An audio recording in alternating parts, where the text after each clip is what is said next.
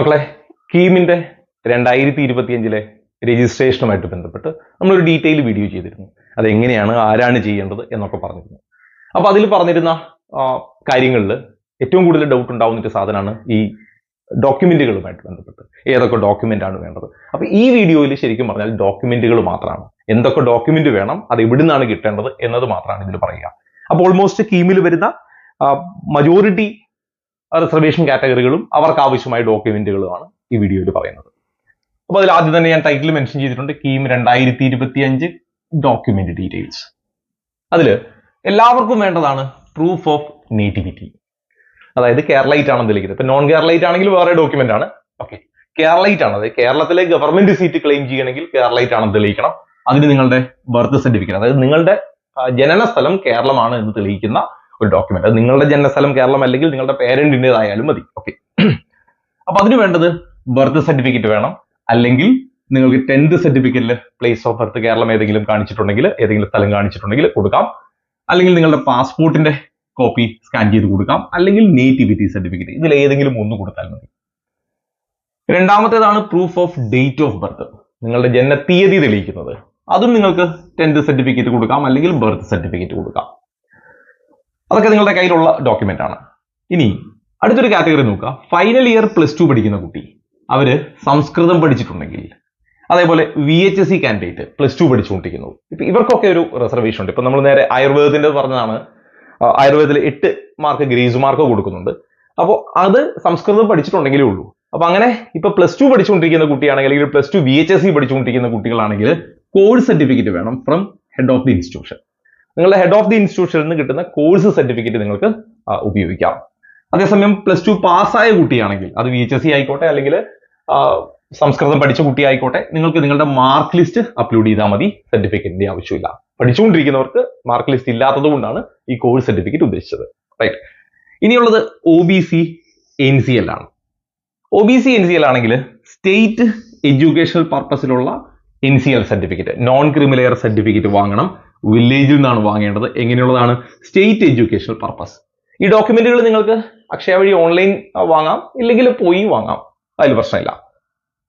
നേരെ തിരിച്ച് SC ST candidate ആണെങ്കിൽ നിങ്ങൾ വാങ്ങേണ്ടത് കമ്മ്യൂണിറ്റി സർട്ടിഫിക്കറ്റ് ആണ്. അത് വാങ്ങേണ്ടത് തഹസിൽദാറോടാണ്. നിലവിൽ ഒരു വാലിഡായ സർട്ടിഫിക്കറ്റ് ഉണ്ടെങ്കിൽ അത് ഉപയോഗിക്കാം, തഹസിൽദാറോട് ആയിരിക്കണം. ഇനി ഇന്റർകാസ്റ്റ് മാരേജിലെ പേരൻസ് ഉള്ള കുട്ടികൾ, അപ്പൊ അതിൽ ഏതെങ്കിലും ഒരു പേരന്റ് SCO STO ആണെങ്കിൽ നിങ്ങൾ തഹസിൽദാറോടാണ് ഈ സർട്ടിഫിക്കറ്റ് വാങ്ങേണ്ടത്. നേരെ തിരിച്ച് SC അല്ലെങ്കിൽ ST അല്ല എങ്കിൽ നിങ്ങൾ വില്ലേജിൽ നിന്ന് വാങ്ങിയാൽ മതി. ഇന്റർകാസ്റ്റ് മാരേജിൻ്റെത് അതിന്റെ ഫോർമാറ്റ് അനക്സർ 10 അതായത് 15 കൊടുത്തിട്ടുണ്ട്. നിങ്ങൾക്ക് അനക്സർ നോക്കിയാൽ കാണാം. ആ ഫോം ഫിൽ ചെയ്ത് വാങ്ങിയാൽ മതി. ഇനി EWS കാറ്റഗറി ആണെങ്കിൽ നിങ്ങൾ വില്ലേജിൽ നിന്ന് EWS സർട്ടിഫിക്കറ്റ് വാങ്ങണം. ഇനി ഈ OEC കാറ്റഗറി അല്ലെങ്കിൽ SC ST കാറ്റഗറികൾ അല്ല എങ്കിൽ ബാക്കി എല്ലാ കാറ്റഗറിക്കും ഫീസ് ആനുകൂല്യം ലഭിക്കാൻ വേണ്ടി ഇൻകം സർട്ടിഫിക്കറ്റ് അപ്ലോഡ്, ഇത് ജനറൽ കാറ്റഗറിക്കും ഉപയോഗിക്കാം. ഇൻകം സർട്ടിഫിക്കറ്റ് വാങ്ങാം, അത് വില്ലേജിൽ നിന്നാണ് വാങ്ങേണ്ടത്.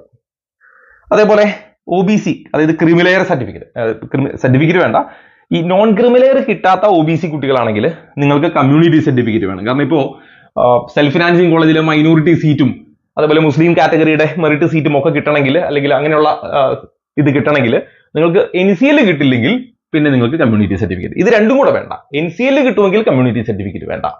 NCL കിട്ടാത്തവർ കമ്മ്യൂണിറ്റി സർട്ടിഫിക്കറ്റ് വാങ്ങുക, അത് വില്ലേജിൽ നിന്ന് വാങ്ങിയാൽ മതി. അല്ലെങ്കിൽ നിങ്ങളുടെ 10th സർട്ടിഫിക്കറ്റിൽ നിങ്ങളുടെ കാസ്റ്റ് കാണിച്ചിട്ടുണ്ടെങ്കിൽ അതായാലും മതി, സർട്ടിഫിക്കറ്റ് വാങ്ങണമെന്നില്ല. SSLC ബുക്കിൽ അത് കമ്മ്യൂണിറ്റി മെൻഷൻ ചെയ്തിട്ടുണ്ടെങ്കിൽ അതും ഉപയോഗിക്കാം. ഇനി ഫിസിക്കൽ ഡിസബിലിറ്റി ഉള്ള കുട്ടികൾ ഡോക്യുമെന്റ് നിലവിൽ അപ്ലോഡ് ചെയ്യേണ്ടതില്ല, മെൻഷൻ ചെയ്താൽ മതി. അപ്പോൾ കീം ഒരു വേരിഫിക്കേഷൻ വിളിക്കും. അതായത് പിന്നീട് നമുക്ക് അതിന്റെ അപ്ഡേറ്റ് വരും. അപ്ഡേറ്റ് വരുമ്പോൾ നിങ്ങളുടെ അടുത്ത് അപ്പോൾ ഓരോ ഡേറ്റ് ഓരോ മെഡിക്കൽ കോളേജിൽ തരും. ആ മെഡിക്കൽ കോളേജിൽ ആ ഡേറ്റിൽ പോയി റിപ്പോർട്ട് ചെയ്തിട്ടാണ് ഫിസിക്കൽ ഡിസബിലിറ്റിയുടെ സർട്ടിഫിക്കറ്റ് തയ്യാറാക്കേണ്ടത്. നിങ്ങൾക്ക് അപ്ലൈ ചെയ്യുമ്പോൾ ഡോക്യുമെന്റ് അപ്ലോഡ് ചെയ്യേണ്ടതില്ല. ഇനി വേറെയും കാറ്റഗറി ഉണ്ട്, ഞാൻ അതുകൂടി മെൻഷൻ ചെയ്യാം. ഈ ബാക്കി റിസർവേഷൻസ് ഏതൊക്കെയാണെന്ന് വെച്ചാൽ, ഒന്ന് ഈ ഫോഴ്സുമായിട്ട് ബന്ധപ്പെട്ട ഫോഴ്സസിലൊക്കെ വർക്ക് ചെയ്തപ്പോൾ എക്സ് സർവീസ് കോട്ട ഉണ്ടെങ്കിൽ നിങ്ങൾ എന്ത് ചെയ്യും? ഈ കൊടുത്തിരിക്കുന്ന അനക്സറിലെ ഫോം ഫിൽ ചെയ്യണം. അതേപോലെ ഡിപ്പെൻഡന്റ് ഓഫ് ഡിഫൻസ് പേഴ്സണൽ, അതായത് DK എന്ന് പറഞ്ഞ കാറ്റഗറിയിൽ ഡിഫൻസിലായിരിക്കെ മരണപ്പെട്ടവര്, മിസ്സിംഗ് ആയവര്, ഡിസേബിൾഡ് ആയവർക്കൊക്കെയാണ്. അതിന് ഈ അനക്സറിൽ A3 ആണ് ഉപയോഗിക്കേണ്ടത്. ഇനി സർവീസ് ഡിഫൻസ് ഇപ്പോഴും വർക്ക് ചെയ്തുകൊണ്ടിരിക്കുന്നവരാണെങ്കിൽ ഇതേ അനക്സറിലെ B1 ആണ് ഉപയോഗിക്കേണ്ടത്. അതിൽ ഈ ആദ്യത്തെ രണ്ടും ex service, dependent on defence personal, ഇതൊക്കെ ജില്ലാ സൈനിക ഓഫീസറിൽ നിന്നാണ് ആ ഫോം ഫിൽ ചെയ്ത് വാങ്ങേണ്ടത്. എന്നാൽ സർവീസ് ഡിഫൻസ് ഇപ്പോൾ വർക്ക് ചെയ്തുകൊണ്ടിരിക്കുന്നവരാണെങ്കിൽ ഈ ഫോർമാറ്റിലുള്ളത് നിലവിൽ ഇപ്പോൾ എവിടെ വർക്ക് ചെയ്യുന്നോ അവിടുത്തെ അതോറിറ്റിയിൽ നിന്നാണ് വാങ്ങേണ്ടത്. ഇനി armed police, central armed police forces, അതിൽ കുറെ ഉണ്ട്. BSF, ആസാം റൈഫിൾ, NSG അങ്ങനെയുള്ള കാറ്റഗറിയിലൊക്കെ പെട്ടവര് ഈ അനക്സറിന്റെ B2 ആണ് ഫില്ല് ചെയ്യേണ്ടത്. ഇപ്പോൾ നിലവിൽ അവരുടെ കമാൻഡിങ് ഓഫീസറോടാണ് അത് വാങ്ങേണ്ടത്. ഇനി ജൂത വിഭാഗം, ജൂവിഷ് കാറ്റഗറി ആണെങ്കിൽ ഈ അനക്സറിലെ 3-2, അതിൽ വില്ലേജിൽ നിന്നോ താലൂക്കിൽ നിന്നോ ആ ഫോം ഫില്ല് ചെയ്ത് വാങ്ങണം. ഇനി ഡിഗ്രി ഹോൾഡേഴ്സ് ഉണ്ട്. MBBS കഴിഞ്ഞവര്, BHMS കഴിഞ്ഞവര്, ആയുർവേദം കഴിഞ്ഞവര്, BDS കഴിഞ്ഞവര്, അങ്ങനെ അഗ്രികൾച്ചർ കഴിഞ്ഞവര്, ഇങ്ങനെയൊക്കെ ഉള്ളവര് എന്ത് ചെയ്യണം? നിങ്ങളുടെ രജിസ്ട്രേഷൻ സർട്ടിഫിക്കറ്റ്, അതേപോലെ ഇന്റേൺഷിപ്പ് സർട്ടിഫിക്കറ്റ്, ഡിഗ്രി സർട്ടിഫിക്കറ്റ് ഒക്കെയാണ് അപ്ലോഡ് ചെയ്യേണ്ടത്. ഇനി നേഴ്സസ്, അലോപ്പതിയിലോ ഹോമിയോയിലോ ആയുർവേദയിലോ ഒക്കെ നേഴ്സിംഗ് കോഴ്സ് കംപ്ലീറ്റ് ചെയ്തവര് അനക്സർ, അതിൽ അലോപ്പതി ആണെങ്കിൽ അനക്സർ 14A, ഹോമിയോ ആണെങ്കിൽ B, ആയുർവേദമാണെങ്കിൽ B, ഇതാണ് ഫില്ല് ചെയ്യേണ്ടത്. അപ്പൊ നിങ്ങളുടെ കൺസേൺ, ഇപ്പൊ നിങ്ങൾ വർക്ക് ചെയ്യുന്ന സ്ഥാപനം ഉണ്ടെങ്കിൽ അവിടുത്തെ ഹെഡ് ഓഫ് ദി ഇൻസ്റ്റിറ്റ്യൂഷനോടാണ് നിങ്ങളത് സൈൻ ചെയ്ത് വാങ്ങേണ്ടത്. ഇനി അതിന്റെ ബാക്കിയായിട്ട് ഇപ്പോൾ ചിൽഡ്രൻ ഓഫ് അഗ്രികൾച്ചറിസ്റ്റ്, അപ്പൊ നിങ്ങൾക്ക് ഈ അനക്സർ ഫില്ല് ചെയ്തിട്ട് അത് വില്ലേജിൽ നിന്നാണ് ഫില്ല് ചെയ്യേണ്ടത്. അതേപോലെ ചിൽഡ്രൻ ഓഫ് ഫാം ലേബർ ആണെങ്കിൽ അനക്സർ ഇവിടെയുണ്ട്. അത് ഏത് യൂണിവേഴ്സിറ്റിയുടെ കീഴിലുള്ള ഫാമിലാണ് എന്നുള്ളതിനനുസരിച്ച് അവിടെ നിന്നാണ് ഫില്ല് ചെയ്ത് വാങ്ങേണ്ടത്. അതേപോലെ ചിൽഡ്രൻ ഓഫ് ഫിഷർമാൻ ഫില്ല് ചെയ്യേണ്ട അനക്സർ ഇതാണ്. അത് കിട്ടേണ്ടത് കേരള ഫിഷർമാൻ വെൽഫെയർ ബോർഡിൽ നിന്നാണ് കിട്ടേണ്ടത്. ഇനി സ്കൗട്ട്സ് ആൻഡ് ഗൈഡ്സ് ആണെങ്കിൽ നിങ്ങൾ രാഷ്ട്രപതി ഗൈഡ് സർട്ടിഫിക്കറ്റ് അല്ലെങ്കിൽ സർട്ടിഫിക്കറ്റ് ഫ്രം DGE, ഇതിലേതെങ്കിലും, ഇത് അല്ലെങ്കിൽ രണ്ടാമത്തെ സർട്ടിഫിക്കറ്റ്. ഇനി അഗ്രികൾച്ചർ സയന്റിസ്റ്റ്, അതേപോലെ ഡിപ്ലോമ ഹോൾഡേഴ്സ്, അഗ്രികൾച്ചറുമായിട്ട് ബന്ധപ്പെട്ട് ഡിപ്ലോമ ഹോൾഡേഴ്സ് ഒക്കെ ആണെങ്കിൽ ഈ അനക്സർ ആണ് ഫില്ല് ചെയ്യേണ്ടത്. അതേപോലെ ലൈഫ് സ്റ്റോക്ക് ഇൻസ്പെക്ടേഴ്സും ആ ഡിപ്പാർട്ട്മെന്റിൽ പെട്ടവരും ഒക്കെ ഈ കൊടുത്തിരിക്കുന്ന അനക്സർ ആണ് ഫില്ല് ചെയ്യേണ്ടത്. ഇനി പ്രത്യേകിച്ച് ശ്രദ്ധിക്കുക, സ്പോർട്സ് കോട്ട. സ്പോർട്സ് കോട്ടയാണെങ്കിൽ നിങ്ങൾ സർട്ടിഫിക്കറ്റ് ഇവിടെയല്ല കൊടുക്കേണ്ടത്, കീമിൽ അപ്ലൈ ചെയ്യുക. കീമിൽ അപ്ലൈ ചെയ്തിട്ട് നിങ്ങൾക്ക് കിട്ടുന്ന ആപ്ലിക്കേഷന്റെ അക്നോളജ്മെന്റ് ലെറ്റർ ഉണ്ടല്ലോ, അതിന്റെ ഒരു കോപ്പിയും നിങ്ങളുടെ സ്പോർട്സ് ഡോക്യുമെന്റ് കൂടി secretary, Kerala state sports council, Trivandrum എന്ന വിലാസത്തിൽ അയച്ചു കൊടുക്കണം. അതേപോലെ NCCക്കും ഇതുപോലെ തന്നെ നിങ്ങൾ അപ്ലൈ ചെയ്തതിന് ശേഷം നിങ്ങൾക്ക് കിട്ടിയ ആപ്ലിക്കേഷൻ അക്നോളജ്മെന്റ് ലെറ്ററും, അതേപോലെ അതായത് നമ്മൾ നേരത്തെ പറഞ്ഞ ആപ്ലിക്കേഷൻ കംപ്ലീറ്റ് ചെയ്യുമ്പോൾ നമുക്ക് കിട്ടുന്ന അക്നോളജ്മെന്റും ആ ഷീറ്റും പ്ലസ് നിങ്ങളുടെ NCC സർട്ടിഫിക്കറ്റിന്റെ കോപ്പിയും നിങ്ങൾ ഏത് യൂണിറ്റിലാണോ എൻറോൾ ചെയ്തത് ആ യൂണിറ്റിക്ക് അയച്ചു കൊടുക്കണം. ഓക്കെ, അപ്പോൾ ഇതിൽ ബന്ധപ്പെട്ട എല്ലാ കാറ്റഗറിയും, എല്ലാം ഒന്നും പറയുന്നില്ല, മേജർ റിസർവേഷൻ കാറ്റഗറീസ് ഒക്കെ മെൻഷൻ ചെയ്തിട്ടുണ്ട്. ബാക്കി നമ്മൾ OBC അല്ലെങ്കിൽ NCL അതൊക്കെ അറിയാം. SC ST അല്ലെങ്കിൽ ഈഴവ, മുസ്ലിം, അതൊക്കെ OBCയിൽ വരും.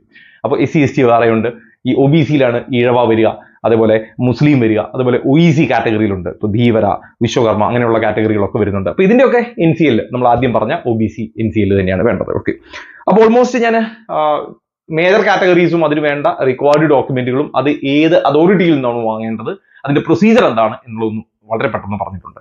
ഇനി ഇതുമായിട്ട് ബന്ധപ്പെട്ട് മറ്റെന്തെങ്കിലും സംശയങ്ങൾ നിങ്ങൾക്ക് ബാക്കിയുണ്ടെങ്കിൽ ഞാൻ ഇതിന്റെ താഴെ കമ്മ്യൂണിറ്റിയുടെ ലിങ്ക് ഷെയർ ചെയ്യുന്നുണ്ട്. അപ്പൊ നിങ്ങൾ ആ കമ്മ്യൂണിറ്റിയിൽ ജോയിൻ ചെയ്ത് എനിക്ക് വാട്സപ്പ് ചെയ്യുകയാണെങ്കിൽ ബാക്കി ഡീറ്റെയിൽസ് കമ്മ്യൂണിറ്റിയിൽ ഓഡിയോ ആയിട്ടോ അല്ലെങ്കിൽ ഇതുപോലെ വീഡിയോകളായിട്ടോ ഇടാവുന്നതാണ്.